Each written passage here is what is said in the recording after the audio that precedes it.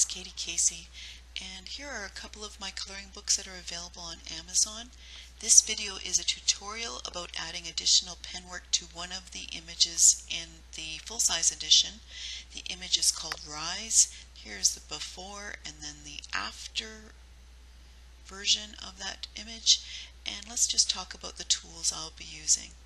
It would be excellent if you could bring a small mechanical pencil like this, a nice fine one, doesn't matter what brand. A unpencil is nice. This is a really fine eraser for doing detailed erasing and very cautious work. I love those.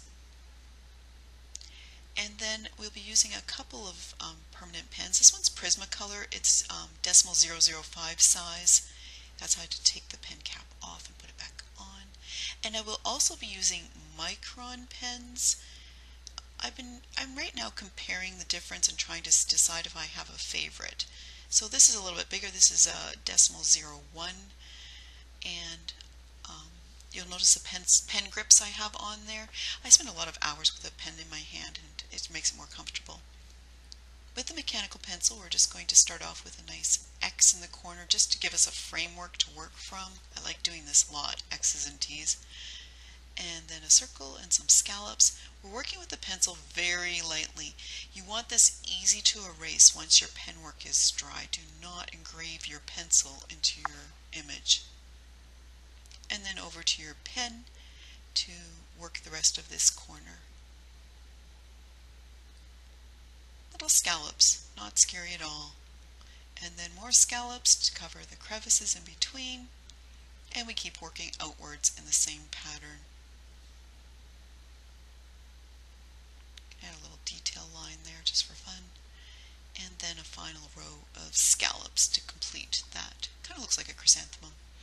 And then little scallops kissing each other into each corner. There's our X pattern for leaves. Now we're going to do the T version. And then we're going to split the difference. That kind of division makes it really easy to do nice even spacing on things. And then I'm going to add negative space. I love using negative space in my drawings, but when I'm doing coloring books, I try not to do this as much as I would be inclined. It's up to you to decide if you want that much black in an image. And on we go to the actual border. We're going to put some medium-sized circles and do it in a very random pattern. Do not systematically lay these out in a row at the bottom. It's going to create a pattern that's going to be hard to maintain. Instead, randomly fill in with little stones, and gradually they will get smaller as the spaces to fill in decrease.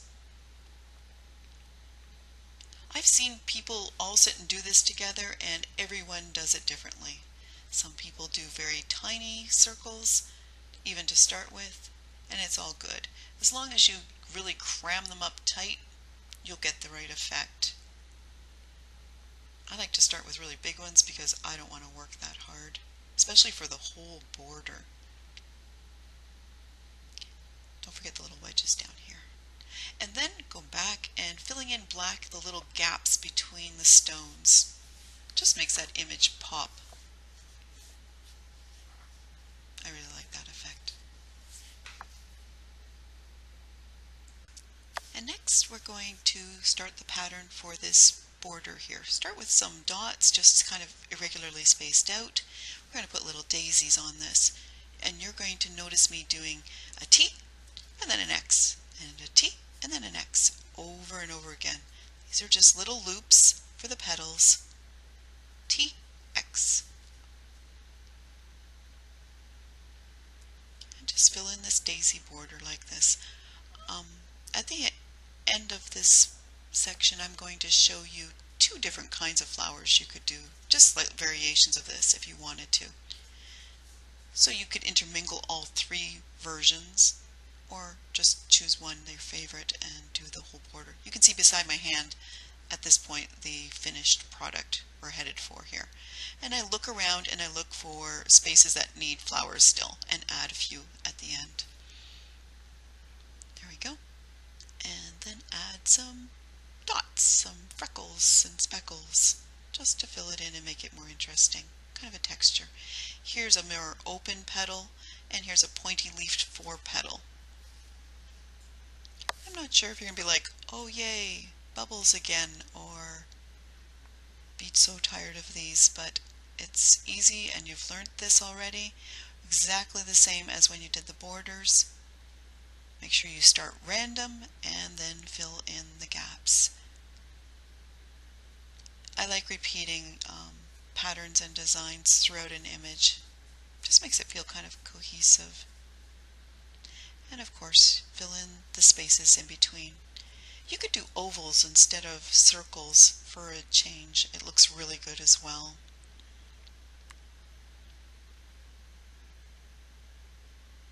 You'll notice the circles go right over top of that tendril. They don't stop or sit on it. They just ignore that tendril from the flower coming through. And now some speckles. I like the texture this gives.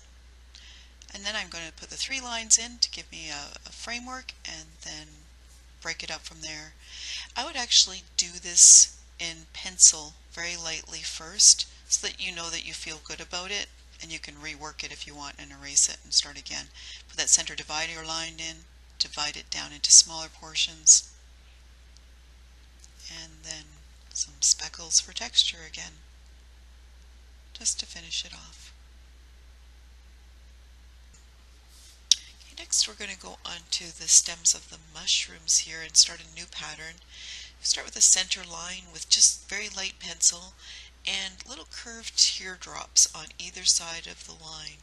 They interlock together and they gradually get a little bit longer and larger as they get towards the bottom.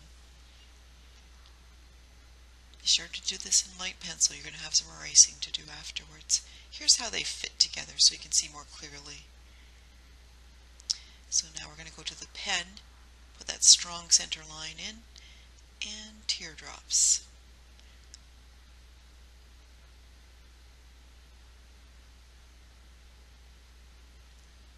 I think this is a really fun pattern. It's one of my favorites. And then fill in the spaces in between. I use a really thick Prismacolor here. I'm using about an 8. And finally I'm going to add little whisker-like lines pulling out from the center, which gives kind of depth to this pattern.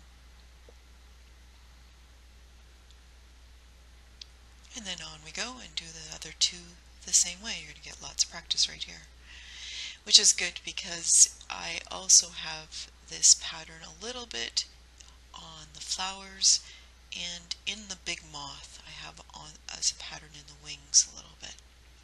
So this gives you a chance to really get the hang of it.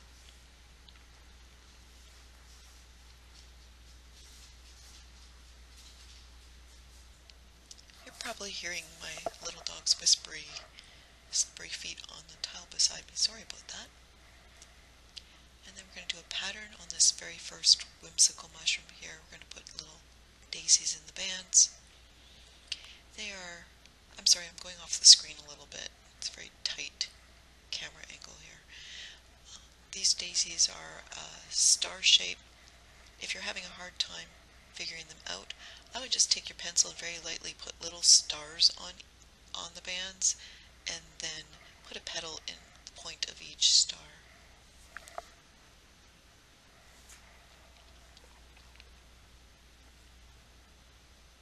I'm going to go back and fill in every other strip of daisies so that they're black daisies. And you can color right over top of them and the black will pop right through. It's a nice little bit of contrast.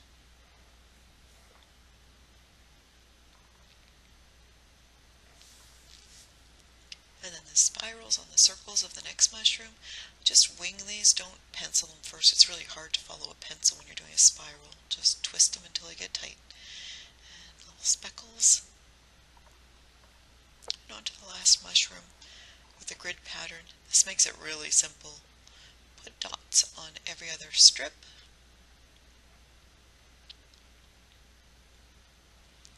And then the alternate bands we're going to just divide with another line. Gives more options for colors.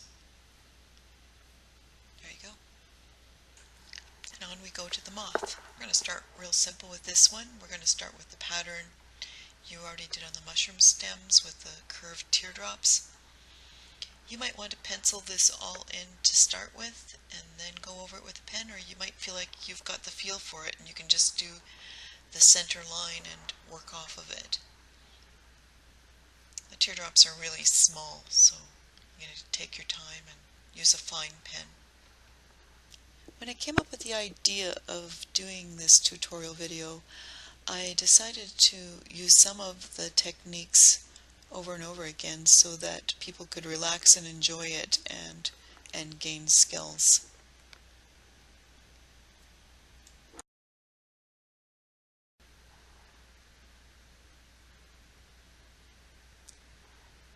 I'm just fast forwarding through this part because you've seen it enough by now, and then we'll get on to the interesting things. I'm penciling in some little dividing lines. You'll be able to see them better when I put them in pen, just to add detail to this moth, not so much open space. Lightly in pencil first. I'm going to fill in these spots because I like black in an image.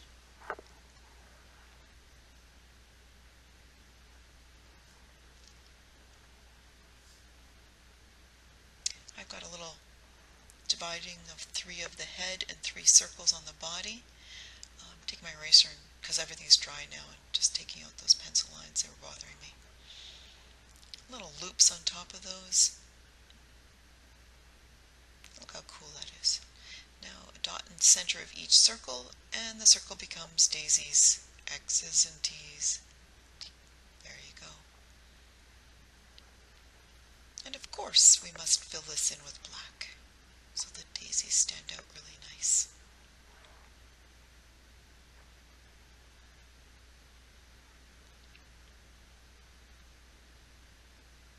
There we go.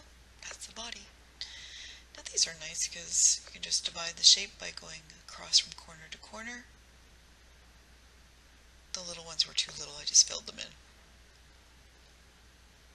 And then each little wedge becomes the petal. Simple.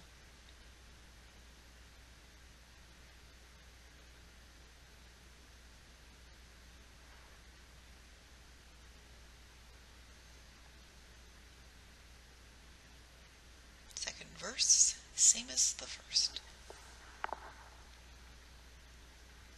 You can see that the moth is becoming way more interesting and detailed at this point, but each step is so simple on its own. It just builds and builds until you have something complex and beautiful. Putting a little circle in each of those spaces, changing it into a daisy, and filling it with black.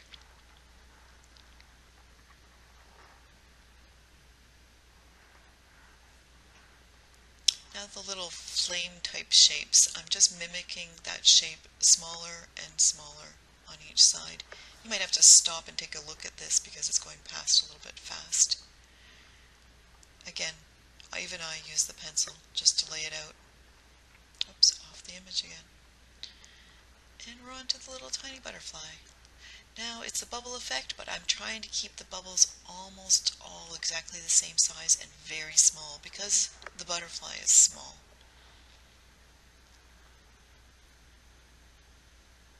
You can still see that I've kind of randomly spaced them out to start with and then backfilled. I'm just accenting each of these little shapes with a center line.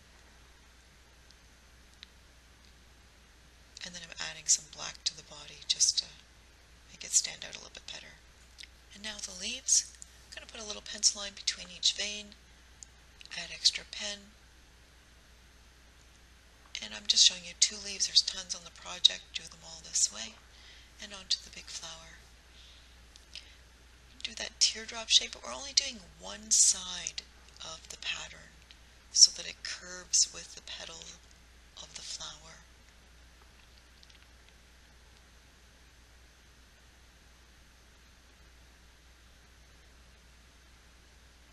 I like the way it fits. Little whisker on each one. Then I'm going to add embellishments to the other petals of this flower. pencil first just to make sure I like it, and then on with a pen to make it permanent. This part, curly Q, another curly Q, a little bit of grid, and it will show up better in pen. Here we go. I really don't worry when my pen doesn't follow my pencil when I'm doing twists like that. It's so hard to follow. Add an extra strip for accent. You'll be able to see the effect of that later. Some more curls are just going to be a little bit different from the previous ones.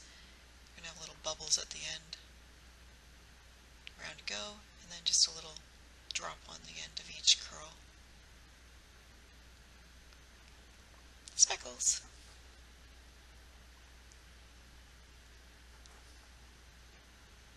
I'm erasing.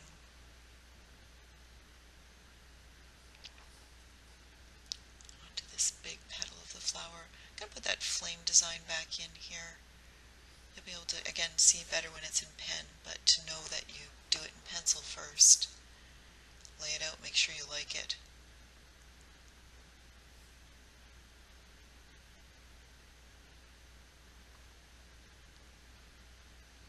I like combining all those nice soft curves with some sharp angles like this. It's just a nice contrast. I don't know why I put those dots there, but there they are. And then I'm speckling this little piece, and in my mind it twists. This is a twist on the petal, so you're going to see I'm going to continue it on the flip side. There it goes, continuing on with that pattern.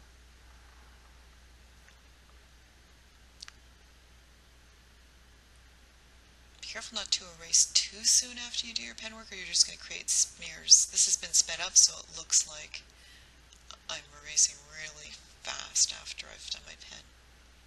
Just some solid dots. I tried to make each petal very unique and different on this flower, just for the fun of it.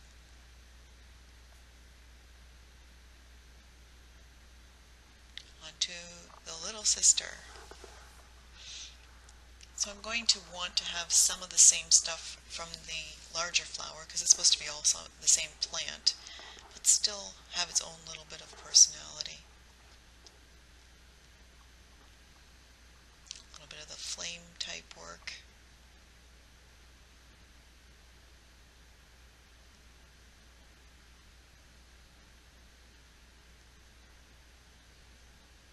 If you look closely, you can see that I've penciled this in to make sure I like it first. A little bit of that hashing. And here's the middle child.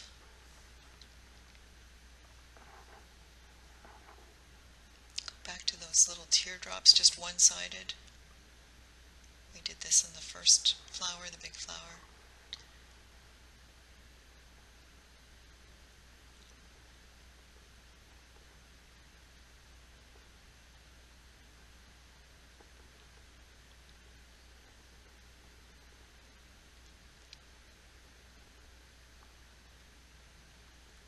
Divider line, I'll come back to that soon. Some polka dots because that was in the first one. I want it to show up again. And then some of the more angled work there.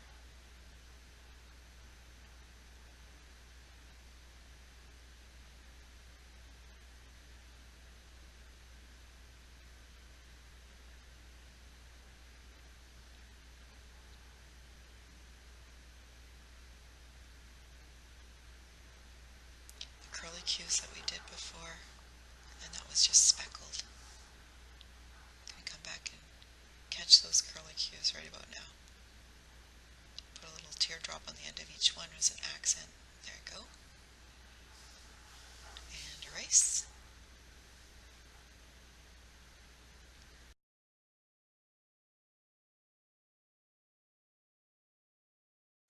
Look at that transformation. So down below is links for ordering these books on Amazon, and also to the butterfly kaleidoscope tutorial video I've made for the same book. Thank you.